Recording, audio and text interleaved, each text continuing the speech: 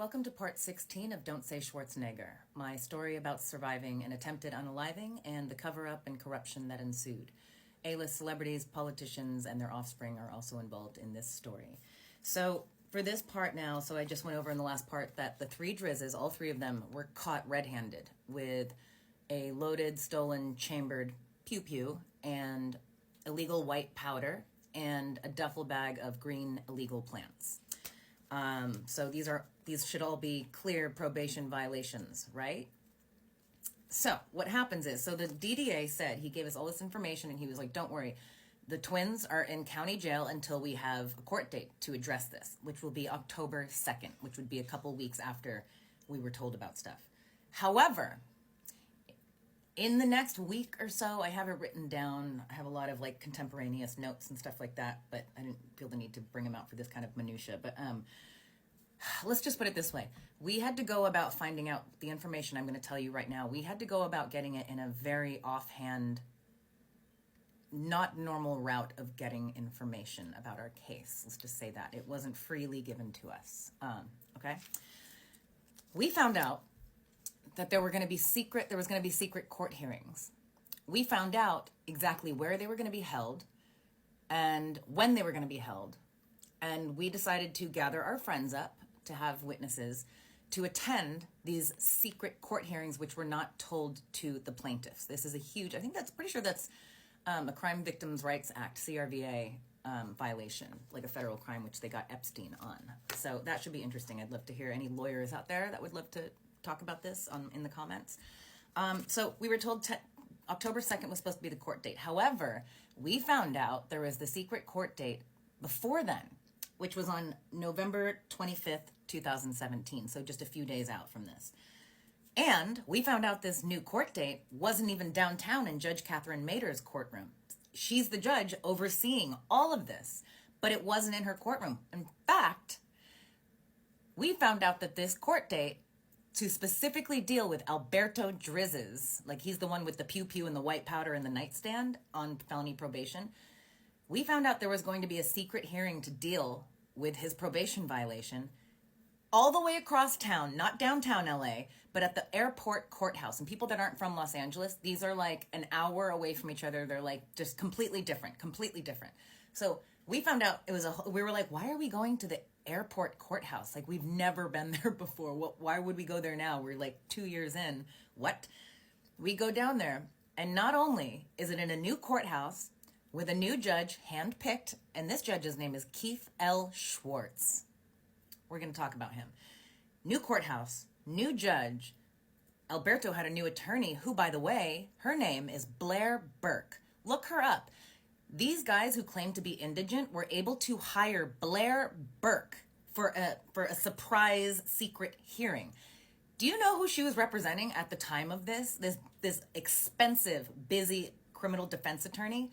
She was busy representing Harvey Weinstein for the 100+ counts of SA that he was being charged with and then eventually lost because he's just blah. But they were able to get Blair Berk to show up in these secret hearings. We get there, guess what? We also found out that a new case number was given to this, even though it's part of the felony probation of our criminal trial, which was like BA 436 something, I forget. But the new case number for this, if anybody wants to look it up, it is, I don't have it anywhere. Yes, I do. It's SA 096430, as opposed to the actual case number, which is BA 436130. So we're sitting there, and by the way, we weren't even sure what we were witnessing, and I brought my friends, and we showed up at 8 o'clock in the morning at the airport courthouse down by LAX, and we're like, what is happening? Like, what? And why weren't we told about this? We walked in. It was me, my brother, and then several of our friends, and maybe the other plaintiff was with us too. I can't remember for this one. I have it written down. But when we walked into the back of the courtroom, and at the time I didn't know who Blair Berk was, but it was like her and another attorney and whatever. The male attorney, who was probably 60 feet away from us, like at the attorney table right in front of the judge's, whatever you call it, platform. The male attorney turned and said loudly, where we heard it in the back of the room, he said, "What the F are they doing here?" Except he said the real word. And he was like, ugh! And he said that in front of the judge, and like nobody was like, you know, whatever. But it was just so weird. We're like, we don't know why we're here either. We just know we're like, we should be here because nobody told us. And why are you here? And like, why is Shawn Driz here? Like, what? But Shawn Driz not arrested. He's sitting like in the regular seats with like the audience. So we're in the airport courthouse. We have a new judge. We have a new file number. We have new attorney representation.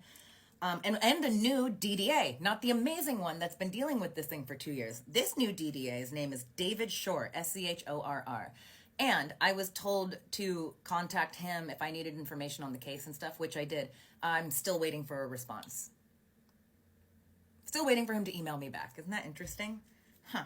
So anyways, at this hearing,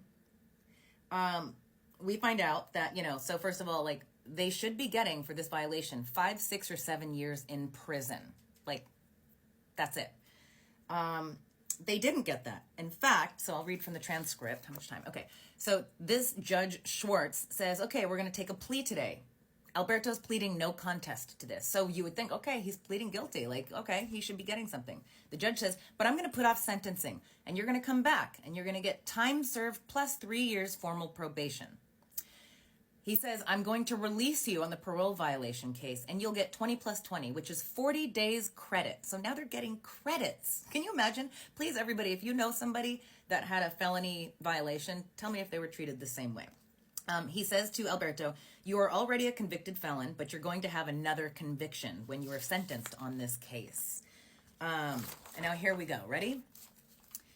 This judge, here we go. He says to Alberto, okay, so this was called a probation compliance check. You got that? Yes, Your Honor. The judge then says, they will be back. Do you know what famous governor said that? I'll be back? Yes, Your Honor. Schwarzenegger. Yes, Your Honor. Probation will be back to visit you. They are going to be back. So your house needs to be clean, swept, none of that stuff there. If you've got a .22 caliber rhymes with mullet in your nightstand just sitting there by itself, that's another felony. So you need to have your family or somebody sweep your room and get all that stuff out of there. Then he says the DA, Mr. Shore, is going to take your no contest plea to count 1 in the admission of the prior conviction, RGBI felonies.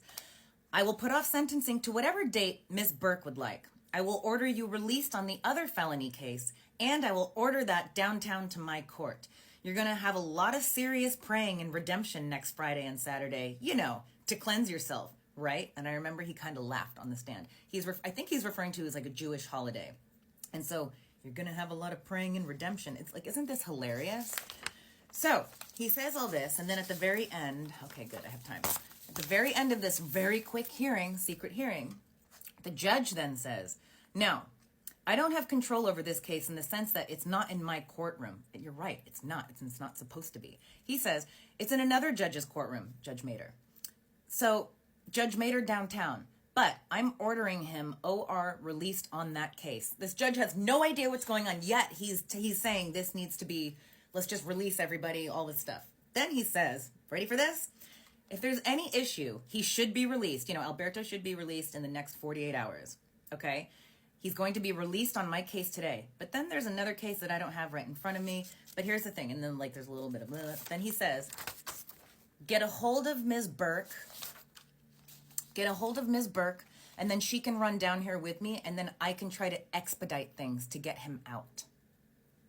End quote.